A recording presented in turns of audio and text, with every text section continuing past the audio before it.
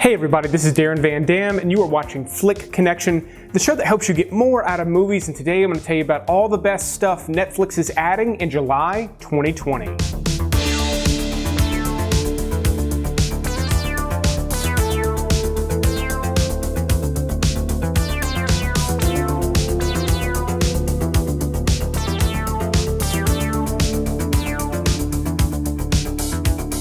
So in July, Netflix, in my opinion, is not adding a ton of great stuff, but they are adding a handful of really interesting things that I'm very excited about. It's just quality over quantity this month, so pay close attention because I am going to be talking about some movies that are not necessarily strong recommendations, but that should still be good watches during the month of July. This video is sponsored by CyberGhost VPN. Follow the link in the description. You can sign up for as low as $275 a month and use the VPN service to unlock more things with your Netflix and other streaming subscriptions. If you're in another country and you want to watch everything I'm talking about that's getting added in the US, you can do that with CyberGhost. If you're in the US and you want to see what's available in other countries, you can do that with CyberGhost. In addition to them making your web browsing secure, they also have 24/7 customer support, a 45-day money-back guarantee, which is pretty unheard of in the VPN sphere. You can use it on up to 7 devices simultaneously, and it's all the devices that you normally use.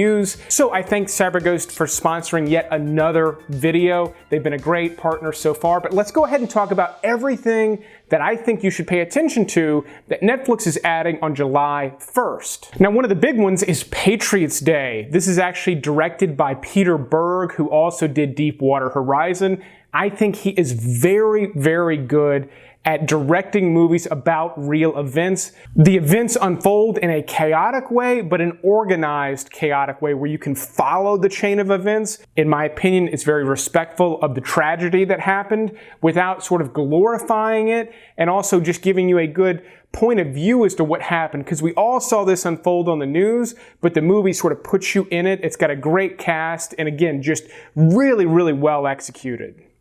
My next 3 recommendations fall into that category of ones that are not strong recommendations, but still could be good watches in the month of July, one of them being Red Riding Hood.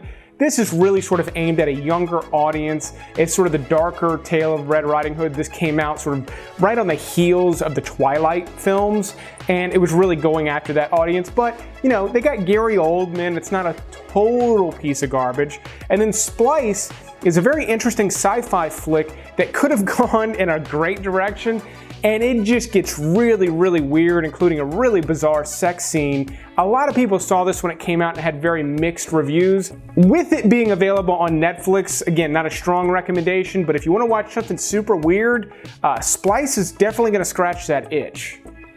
And then Sucker Punch is one that I want to love. It's a beautiful movie. Visually, this movie is just stunning. The action in it is really cool, but that's about where it stops. Now, in my opinion, it's still well worth watching, and it is a decent recommendation. But Zack Snyder directed it, and his storytelling abilities are subpar, in my opinion.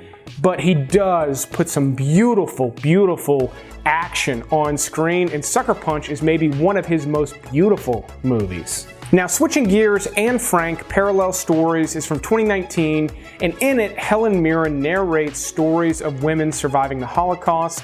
I told you, big change of pace, but it sounds very interesting. It's not something I'd heard of before, so I'm definitely going to be checking it out. 1,000 Words is an Eddie Murphy comedy, one done much later in his career, and he's only got 1,000 words that he can say before he dies, so he has to be very, very selective about how he uses them.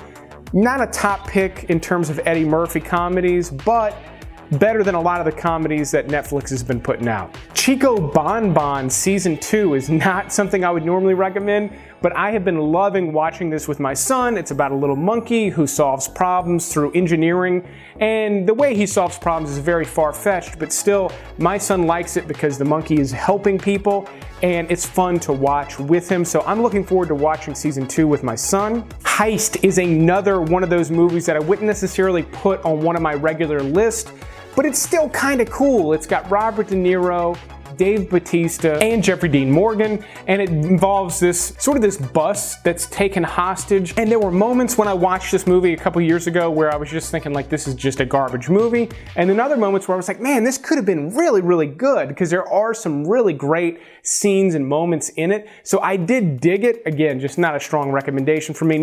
Last month, they added Killing Gunther, which I liked and put on a recent list.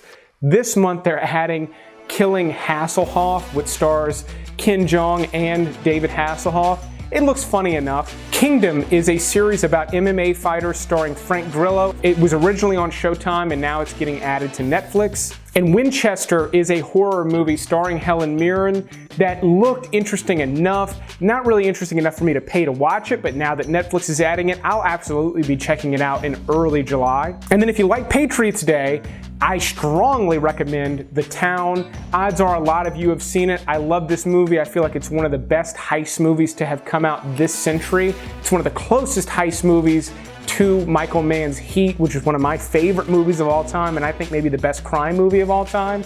And The Town edges into that territory in a pretty great fashion. It's actually directed by Ben Affleck. He does a killer job behind the camera on this movie. I wish he did more movies like it. Unfortunately, he decided he wanted to pretend to be Batman for a little while, and I mean, who can blame him? Everybody wants to be Batman, but I hope he returns to crime, because The Town is top-notch stuff. And then finally on the 1st, they're adding Unsolved Mysteries, season 15, which means they're rebooting the series, and it is a reboot. It's just a rehash of the original series in a very similar and familiar format.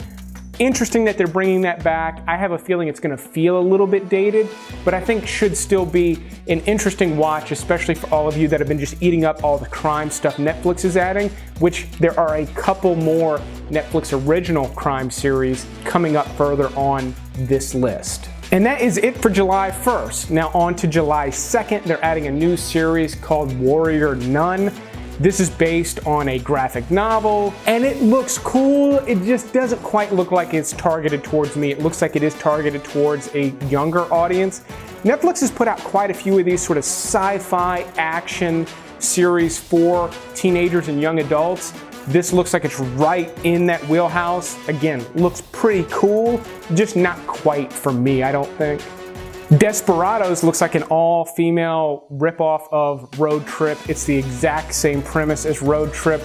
Looks like it's probably just silly wine-guzzling fun, if that's what you're into. And then if that's not what you're into, there is a very good chance you're going to be into Juho Origins, which is a series based on The Grudge. And this is a Japanese series, it's foreign language, and it looks super creepy. So major horror fans, especially if you love the original Grudge movies from Japan, this series looks like it's going to be fantastic. Mother?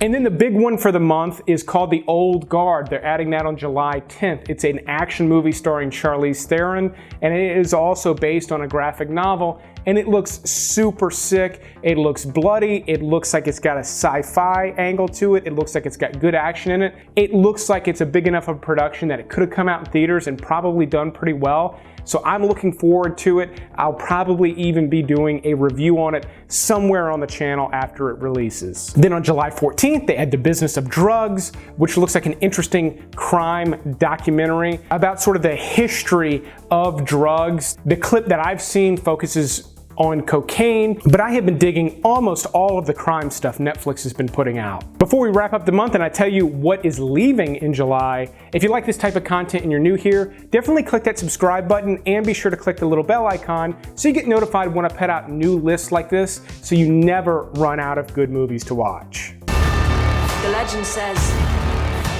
this sword belongs to the one true king. But what if the sword chooses a queen? July 17th brings another sort of fantasy series called Cursed. This is actually sort of a spin-off of the tale of King Arthur and Excalibur, but it focuses on a different character. It looks dark and moody, but it doesn't look like it's going to be sort of like The Witcher level. Again, it looks like it's maybe targeted at a younger audience. Could be wrong, but that's what it looks like they're trying to do, is get that teen, young adult audience with this one. And then on July 19th, they're adding The Last Dance, which is a documentary series about Michael Jordan that people were going nuts for. It originally aired on ESPN just a few months back, and now Netflix is adding it. I missed it because I cut my cable cord a while back, but I'm very much looking forward to watching it in the month of July. July 22nd, they add Fear City, New York versus the Mafia. I love mob movies, I love mafia stuff. Hopefully this is just as good as some of Netflix's better crime docs, because this is right in my wheelhouse, so I'm looking forward to this as well. And on the other end of the spectrum, on the 24th, they add The Kissing Booth 2, which could not be further away from my taste and what I like, but apparently it's really popular, so if you've just been itching to watch The Kissing Booth 2, you'll get your chance here at the end of the month. Guys, did you see that big moon rock coming towards us? That's not good. This doesn't have to be the end. What? What are you saying, Fine? I think I have a way out of here, but you gotta trust me on this. No. And then we close out the month on the 31st with The Umbrella Academy Season 2. I know a lot of you really dug Season 1. I liked it, looking forward to Season 2. It's a cool show, again, based on a comic book, but it's got some really just cool and interesting elements to it. I'm really glad Netflix picked this up, because I don't know that network television would have really worked with how kind of weird and quirky this one is, but I personally dig it. Hopefully you dig it and some other stuff that they're adding this month as well. But also, let's quickly review everything that's leaving during the month of July. If you're new here, the date that you see is the date that it's leaving, which means you will not be able to watch it on that date. So mark your calendars, watch the stuff you've been sleeping on, but watch it before the date listed. Let's also thank the Patreon supporters. They've done a great job of supporting the show. These are folks that just love the content and want to make sure that I continue to produce it so that you never run out of good movies to watch. Never hurts to thank them in the comments. If you want to become a Patreon supporter, there's a link in the description. There's also a join link below the video. You can now become a channel member. There are some perks there, including additional videos. Just one more way to help support the channel, but I will keep making videos like this one as long as you keep watching them. Thanks for checking out this video, and you will see me on the next one.